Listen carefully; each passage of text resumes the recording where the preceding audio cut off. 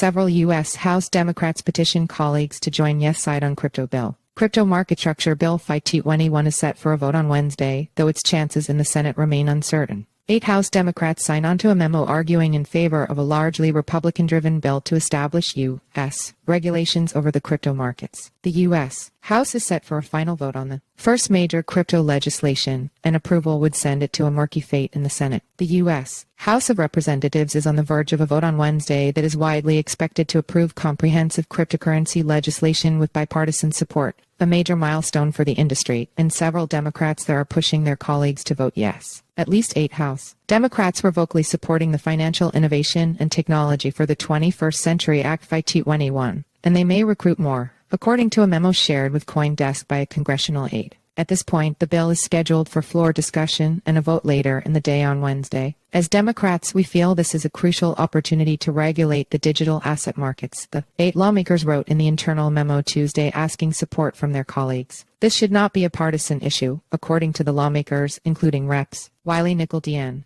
C. Yadira Caravio Di Colo, Jim Himes Di Con, Jasmine Crockett D. Tex, Richie Torres Dien, Y. Darren Soto D. Flaw, Josh Gothamer Dien, J. and Don Davis Dien, C. But despite fans on both sides of the aisle in the House, the effort further highlights the lack of similar progress in the Senate, where the crypto market structure legislation could fizzle. To that end, senior staff of the House Financial Services and Agriculture Committees working on the bill said Tuesday that they're having increasing discussions with Senate counterparts, but are also open to legislative vehicles the bill could eventually be attached to as this congressional session winds toward its close.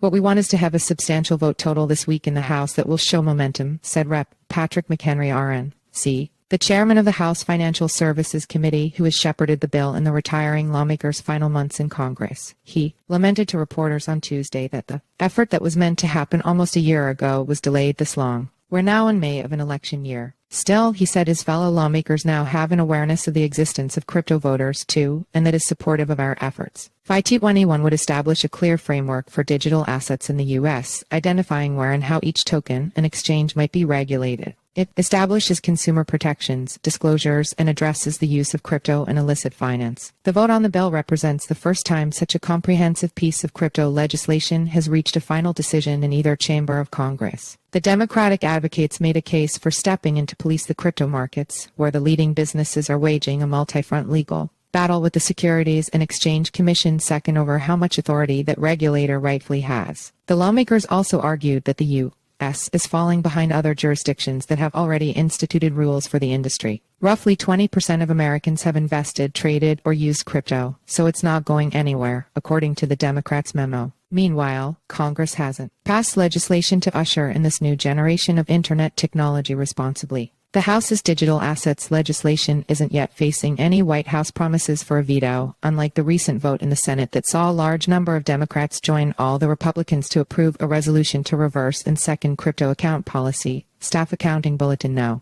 121 SAB 121. Republican aide said they expect some of the same 21 Democratic names who voted in the House to overturn SAB 121 might also support this bill. FIT21 has previously cleared its 2 relevant House committees with some Democratic support. House Financial Services Committee Ranking Member Maxine Waters DeCalif and House Agriculture Committee Ranking Member David Scott Degaw, the leading Democrats on their respective panels, sent their own email to fellow Democrats saying they still strongly oppose the effort, but they won't organize any voting against it, Politico previously reported. Consumer advocates, including Americans for Financial Reform, argued against the bill, too, saying it didn't sufficiently protect consumers and uses an easily manipulated definition of decentralization when deciding how things should be regulated. Rep. Glenn G.T. Thompson Arpaugh, chairman of the Agriculture Committee, told reporters that passing legislation is urgent because the current state of regulation has driven crypto business away from the U.S. Right now, most of them are parked somewhere offshore, because the only regulatory structure they see is regulation by enforcement, he said. In the Senate, a wide-ranging bill from Cynthia Lummis RYO